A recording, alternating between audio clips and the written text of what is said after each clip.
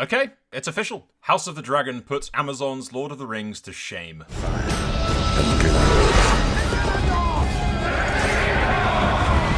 This war is far from over.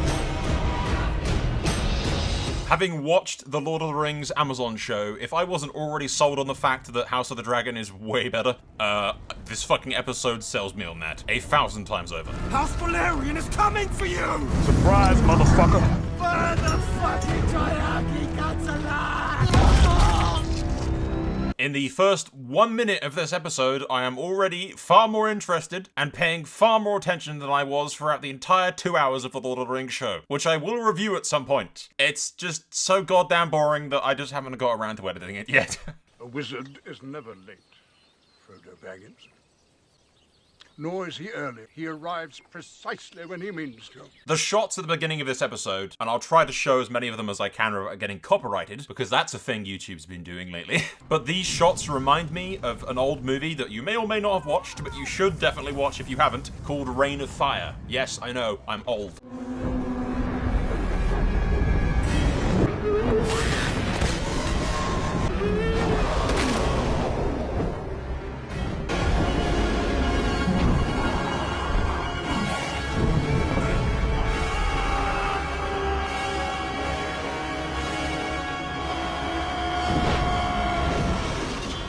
Although, admittedly, having gone back and looked for footage of the Reign of Fire, I realise how, they haven't aged too well, but it was badass as a kid. Those were the most badass dragons I'd seen on screen as a kid, okay? Other than Dragonheart, of course, and if you haven't seen Dragonheart, shut the fuck up, stop watching this, go watch that. And if you don't like it, you're dead to me. To the stars, Bowen.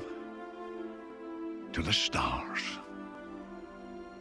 But yes, getting back on track, because we're getting very distracted. I love the dragons. They look gorgeous. I just love everything about them. I've said this before, I will say it again and again, as long as they don't fuck up some of the dragons. I swear to God, right now, HBO, listen, if you're listening to this, HBO, if you're listening, I know you're listening. Sunfire better burn my fucking retinas with how goddamn shiny and beautiful he is. I know you're watching HBO, or at least someone from your legal department is watching, because you keep copyrighting all of my goddamn reviews. Anyway... We're off south for a family picnic, at a not-at-all awkward family picnic. The whole of our family off to celebration and adventure in the Kingswood. No siree, nothing awkward here, no. And then I did proceed, while watching, to kind of geek the fuck out about the fact that I can see King's Landing in the background of the Kingswood. It just looks great. I just love everything about it. They've got the geography on point. It's amazing. We even get to see the Wendwater in a moment, though not before Jason Lannister says something completely and utterly hilarious. And usually, I script these reviews. This stuff that I'm writing right now is pretty basically scripted. But what you're about to hear is my unfiltered, unadulterated, genuine fucking immediate reaction while I was watching it. But the best sport is to be found at Castle Rock. The rock is thrice the height of the high tower in Old Town, taller still than the wall in the north. It's...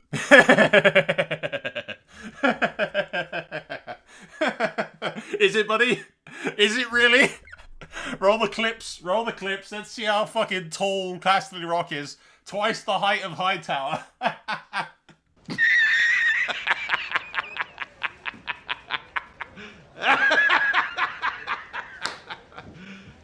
You serious? No one has ever taken the rock. The gates of Casterly Rock are impregnable. Thrice the height of the high tower in Old Town, taller still than the wall in the north. No, it isn't, buddy. No, it isn't. This is HBO we're talking about. No, fuck it isn't. Prove me wrong, HBO. Show me the rock in all its actual glory, and I will take this entire little fucking outburst back. Thank you for the wine. That went well, Lannister. But hey, with House of the Dragon seeming to stick closer to the books than the last seasons of Game of Thrones, which admittedly isn't saying much, maybe we'll actually get to see Casterly Rock in all its glory, in all its book glory. Because Lannister isn't wrong, that is how Casterly Rock is supposed to look. HBO just fucked it in the ass in the last season, kind of like they did with Highgarden, because Highgarden looks shit as well. Considering how on point they've made the Kingswood, and having Jason describe Casterly Rock in this way, I genuinely hope they take this opportunity to fix some wrongs from the previous show. Show us Casterly Rock in all its glory. Show us Highgarden in all of its actual glory, and not whatever the fuck this is. Because this, ladies and gentlemen, is a monstrosity. An insult. It is not fucking Highgarden. I could go off on a tangent about how Game of Thrones became extremely fucking lazy in the last seasons, but we'd be here all day if I did that. Which is, coincidentally, how long the princess spends in the woods with her bodyguard trying to get into his pants. And we learn a little bit about House Cole. Kind of. Very, very little bit. I had an adventurous youth when my father served at Blackhaven, to be sure. But my station was never high enough for a formal betrothal. Before I spoke my vows as a knight of the Kingsguard, I could have married a common-born girl had I wished.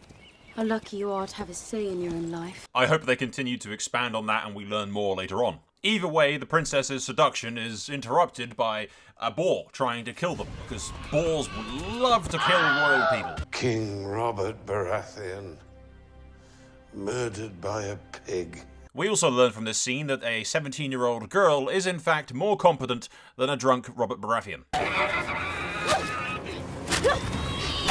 And speaking of Robert, it would appear that King Viserys is taking a page out of his future cousin's book. Because is it just me, or is he getting fatter and drinking more and seems really stressed about being on the throne?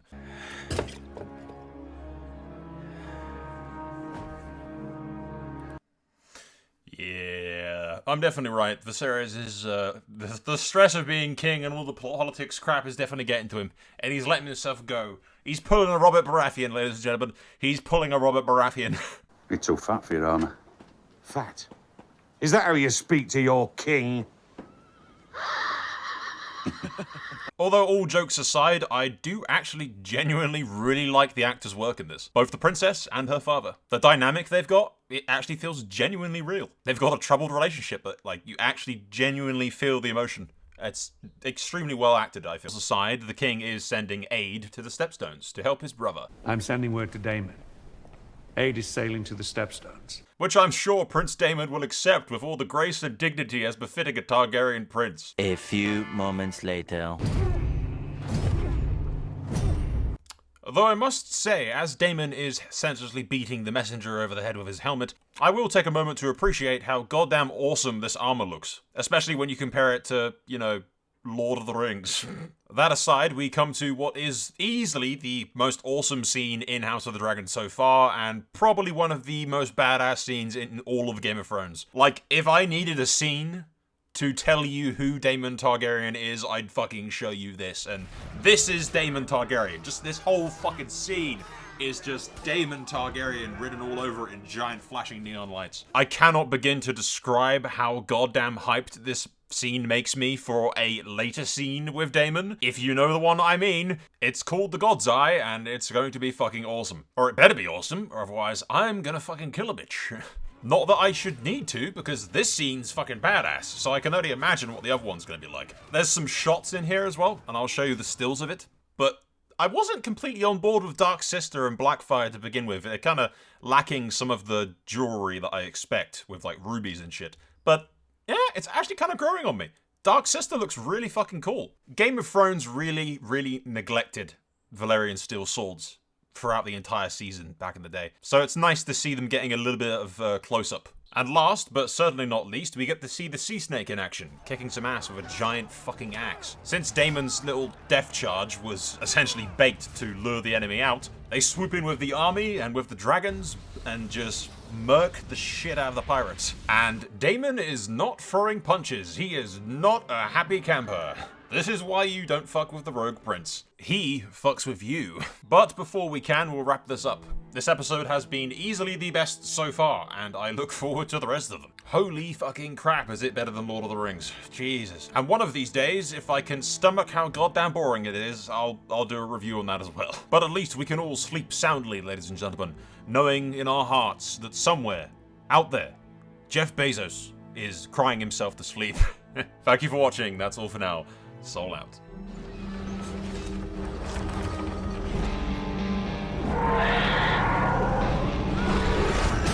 And